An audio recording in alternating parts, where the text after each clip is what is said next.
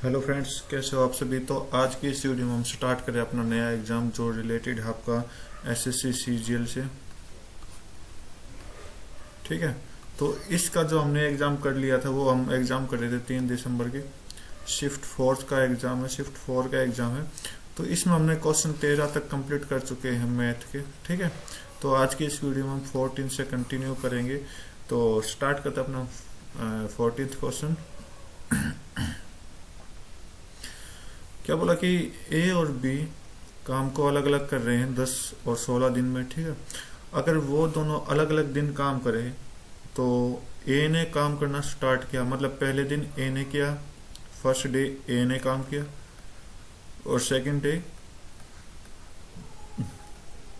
B ने किया। ठीक है, ऐसे काम किया। फिर थर्ड डे ए, फिर फोर्थ डे बी। ठीक है। तो काम कितने दिन में कंप्लीट होगा ये हमें बताना है।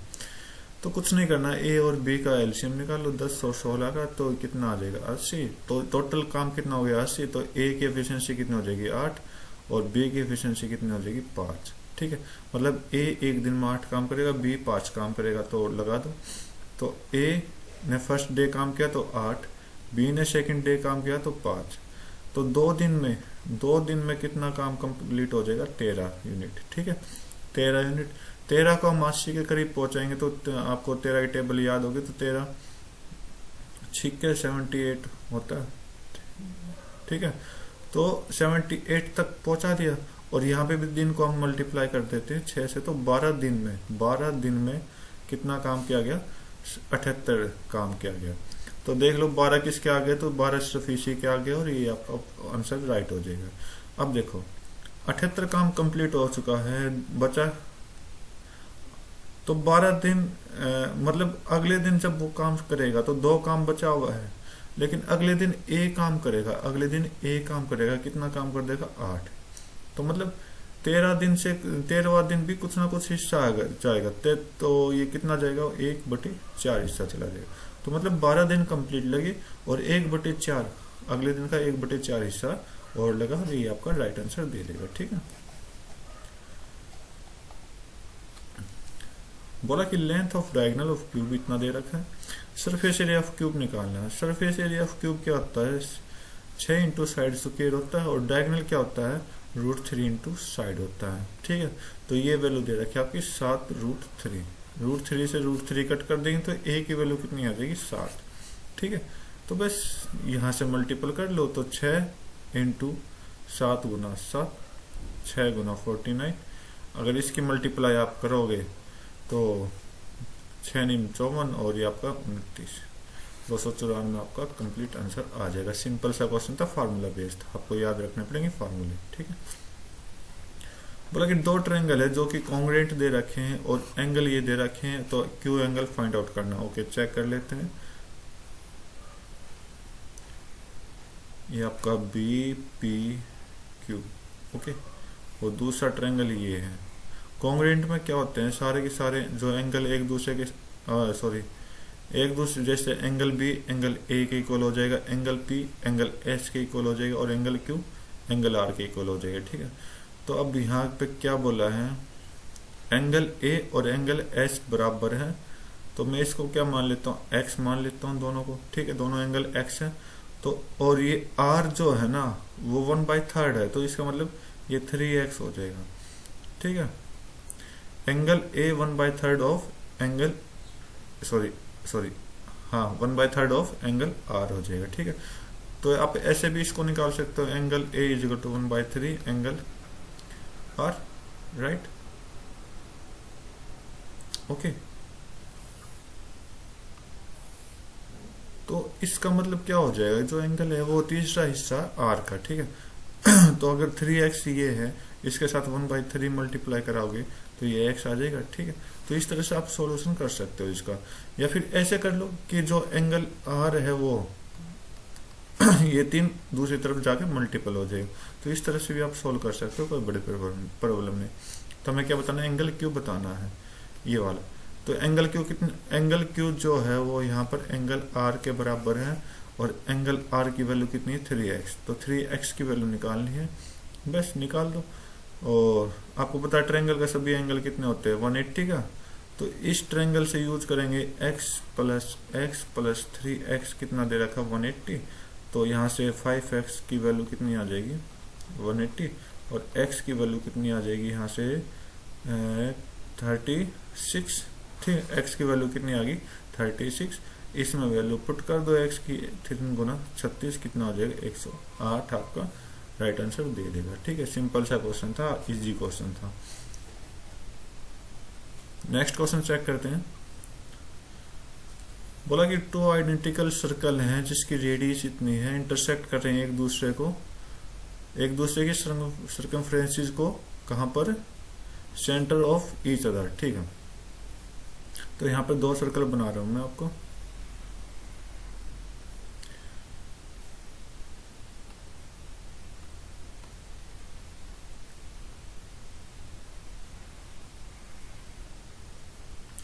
तो मान लीजिए ये आपका नीले वाले का सेंटर और ये आपका लाल वाले का सेंटर, ठीक है। तो दोनों की रेडियस दे रखी 30 सेंटीमीटर, तो मतलब ये जो रेडियस होगी ये 30 सेंटीमीटर होगी। और जो हमें निकालना है, हमें क्या निकालना है, इसका एरिया निकालना है,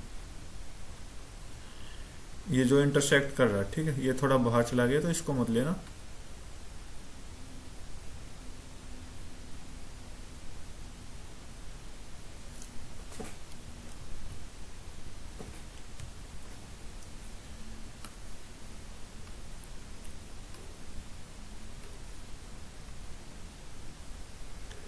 तो थोड़ा सर्कल डायग्राम अलग बना तो आप समझ लेना बेस्ट, ठीक है। तो इसको चेक करते हैं। तो ये जो आपका हाईलाइट किया गया इस एरिया का रीजन निकालना है, बस थोड़े लाइन के अंदर है, ये बाहर चला गया, ठीक है। तो इसको समझो। तो इसका एरिया निकालने के लिए हम क्या करते हैं कि यहां से लेकर ये लाइन को ज्वाइंट कर लेते हैं। क्यों ज्वाइंट किया वो मैं आपको बताता हूँ। क्योंकि हमें सेक्टर चाहिए, क्योंकि सर्कल जब बनाता है तो ये सेक्टर बना देगा, ठीक है। इस साइड वाला सेक्टर बना देगा, ठीक। और जब ये रेडियस अगर 30 है तो इसका मतलब ये भी तो रेडियस होगी 30, ये भी 30 हो जाएगी।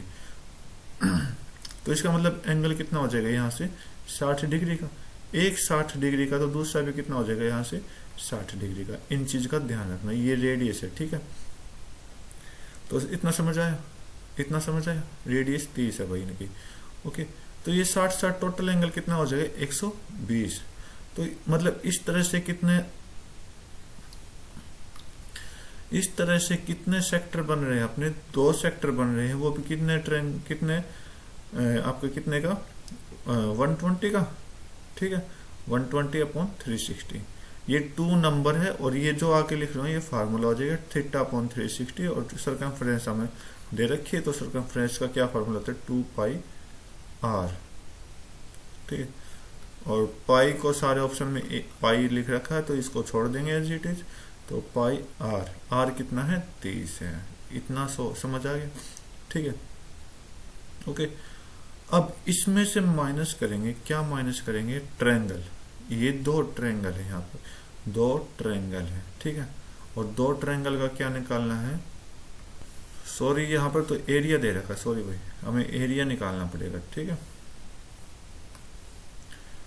πr स्क्वायर, तो पाई को एज इट इज लिख देते हैं और r को क्या लिख देते हैं रेडियस का स्क्वायर। 30 का स्क्वायर कितना हो जाएगा 900। इसमें से माइनस कर देंगे क्या, आपके ये जो इक्विलेटरल ट्रायंगल जो बना है इसमें वो 2 बने हैं, और 2 को इसका फार्मूला क्या होता है इक्विलेटरल का, √3/4 साइड का स्क्वायर, 900 का 30 का स्क्वायर हो जाएगा, क्योंकि ये साइड भी तो 30 की है, ठीक है, ओके। इसको सोल्व कर दो और आपका आंसर आ जाएगा। तो ये आपका 1, ये आपका 3 से 300 चला गया, तो आगे तो कितना आ गया 600 पाई। बेशक पीछे वाले को सोल्व मत करो, 600 पाई सिर्फ एक ही ऑप्शन में है और ये आपका राइट हो जाएगा। बाकी इसको अपने आप कैलकुलेशन करके देखना, ठीक है। नेक्स्ट क्वेश्चन चेक करता हूं मैं।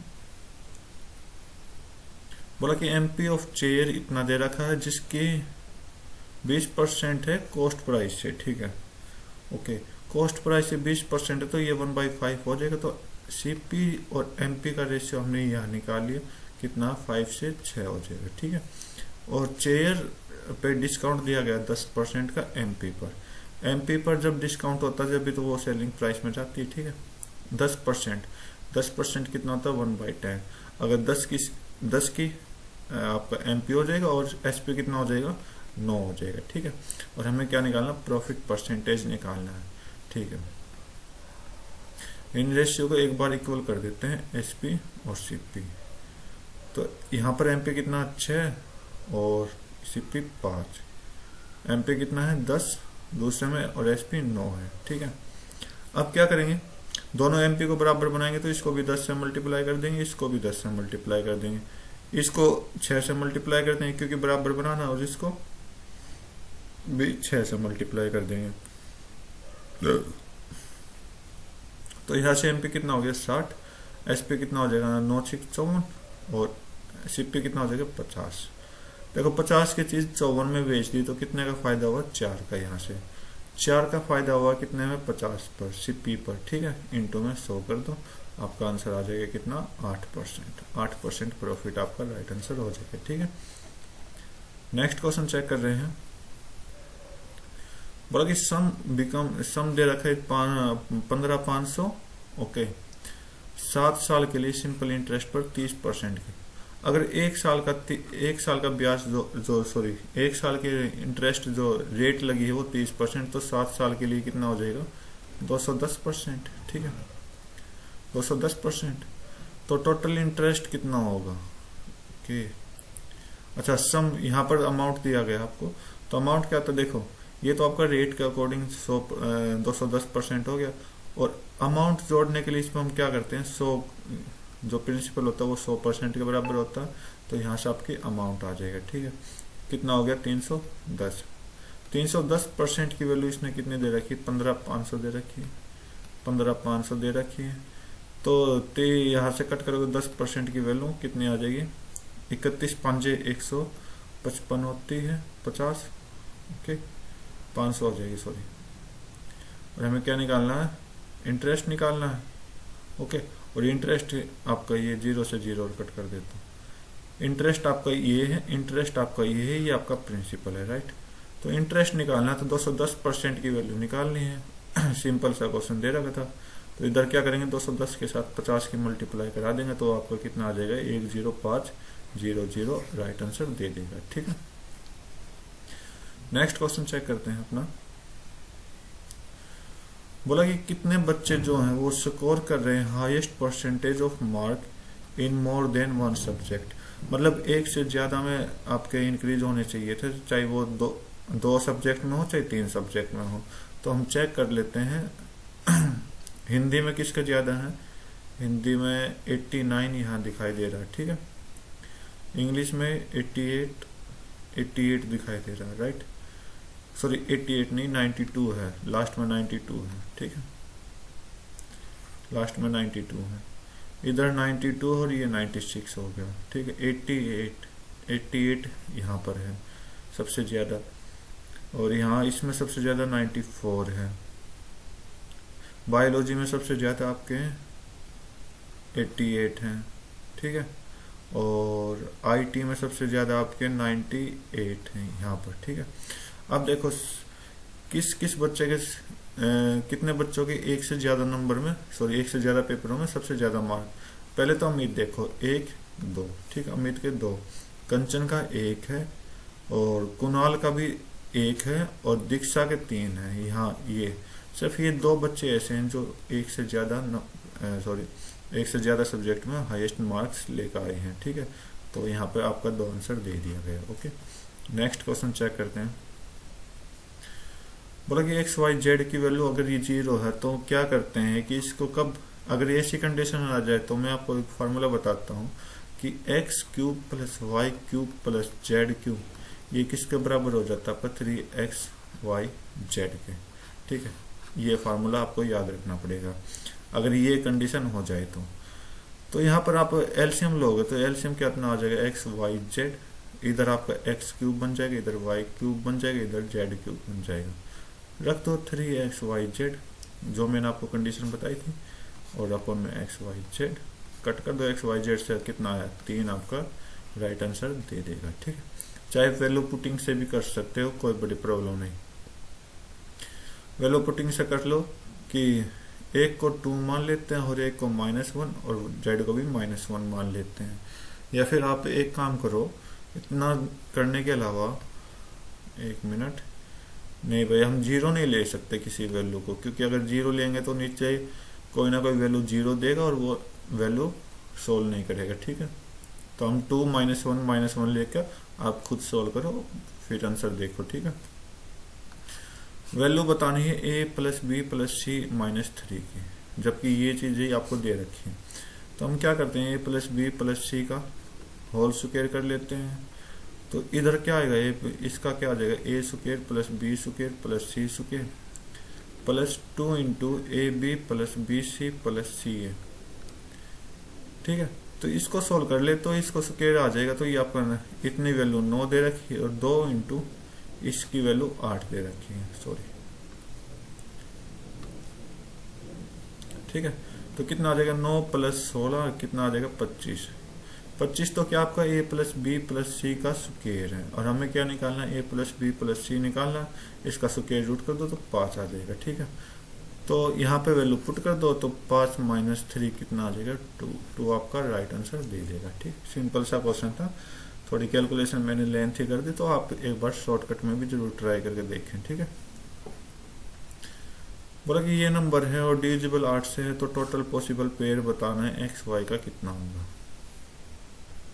तो 8 से डिविजिबल रूल क्या कहता है कि लास्ट के 3 डिजिट जो होते हैं वो 8 से कंप्लीट डिवाइड कर लेगा, ठीक है। जब भी 8 से आपका कंप्लीट डिवाइड होगा। अब आप चेक करते हैं कि क्या क्या वो नंबर हो सकते हैं x y की जगह, ओके। तो पहले तो मैं 0 रख लेता हूँ, ठीक है। x की वैल्यू 0 रख लेता हूँ, तो y कितना होगा, तो 60, 8 तो 56, 4 0 ही आएगा, ठीक है भाई, ओके। दूसरा हम लिख देते हैं 0 8, ओके। तीसरा क्या रखे, 1 मिनट, 616 करके देखें, और 616, हाँ हो जाएगा भाई। तो मुझे यहाँ से देखो, मैं अब ज्यादातर सोल्व नहीं करने वाला, मुझे 600 से लेकर 699 तक इतने नंबर चेक करने हैं जो आपके 8 से डिवाइड हो जाए, ओके। तो 8 की टेबल लिख लेता हूँ, 16, 24, 32, 40, 48, और 48 के बाद मतलब इनके आगे आप 6 भी लिख सकते हो, कोई बड़ी प्रॉब्लम नहीं है। तो बस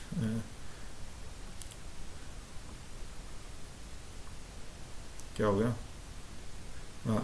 64, 72, 80, 80 के बाद आपका 88 आ जाएगा, 88 के बाद आपका कितना आ जाएगा, 96 आ जाएगा, ठीक है। चाहे आप 696 को डिवाइड करके देख सकते हो, तो 64, 5, 6 फिर चला जाएगा डिवाइड, ठीक है। तो कितने पेयर बना दिए, एक, और यहाँ से लेके यहाँ तक 10 काउंटिंग है, 2 बाहर हैं और 1 ऊपर है, तो कितने हो गए टोटल, 13 पॉसिबल वेज हो गए, ठीक है। 13 पॉसिबल पेयर आपके बन जाएंगे इसको डिवाइड करने में, ठीक है। नेक्स्ट क्वेश्चन चेक करते हैं। बोला कि एरिया ऑफ सेक्टर जो है सर्कल का इतना दे रखा, तो सेक्टर का एरिया दे रखा, तो मेजरिंग एंगल इतना है, तो क्या होगा, तो सेक्टर का एरिया क्या होता है, θ/360 गुना πr² होता है, ठीक है। तो वैल्यू पुट कर दो, 45 पुट कर दो, 45/360 गुना पाई की वैल्यू नहीं है तो पाई 22/7 गुना r², रेडियस निकालना है, तो ये इसकी वैल्यू 308 दे रखी। 22 से कट करोगे तो हो जाएगा 22 से 22 चौके हो जाएगा, 45 से आपका ये कितना चला जाएगा, 8 पर, ठीक है। और r² की वैल्यू यहाँ से कितनी आ जाएगी, 7 गुना 2, 14 को मैंने 7 × 2 लिख दिया, फिर 7 लिख दिया, फिर इंटू 8 को 2 × 4 लिख देता हूँ, ठीक है।